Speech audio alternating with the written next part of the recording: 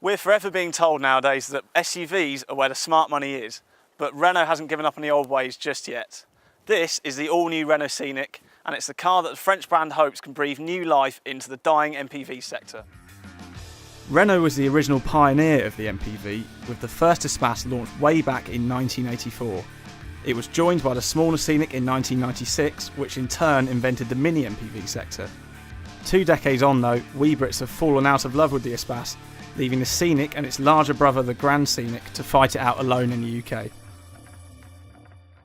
It's no surprise then that this is a radical departure from the old Scenic. Look at that big bold front end like the Cadger and this steep angle of the windscreen.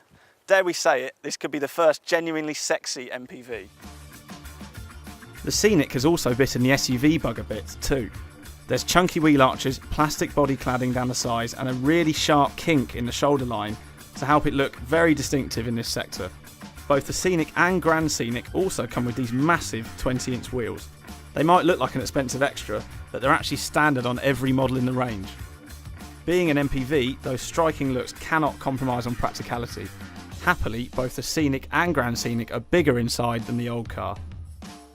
Now, the good news starts in the boot, where there's 572 litres, which is 40 litres more than you get in the C4 Picasso. It's a pretty good shape as well. It's a shame there's a bit of a load lip to get stuff over, but all in all, it's a decent size. A nice feature you got here is the buttons in the back, where you can fold the seats electrically at the press of a button. As an option, you can also fold the seats down via the central touchscreen, while there's a good amount of underfloor storage available. So stepping in the back here, this seat here is set to my driving position. I'm 6'2". Headroom is reasonable. Legroom is a little bit tight, but it's not too bad. And there's 3 proper seats, which is perfect for mounting child seats. Now, space in the front is pretty good. You sit quite high up like you're in an SUV. It doesn't really feel like an MPV in here. The material quality is pretty good. It's a lot better than the Scenic of old, while this dash is dominated by this 8.7-inch central touchscreen, which is pretty much the same as you get in the new Megane. Storage is really good too, so we've got this central bin here which moves up and down, and a big glove box, so it's covering all the bases. Under the skin, the Scenic is based on the same platform as the new Megane and the Kadjar SUV, so the engine range is very familiar. There's a couple of turbo petrols and 1.6 litre diesels with power outputs ranging from 94 brake horsepower to 158 brake horsepower. There's also a mild hybrid version of the diesel to boost efficiency, which is a Renault first. We've got the more powerful petrol engine here. It's the 128 brake horsepower 1.2 litre.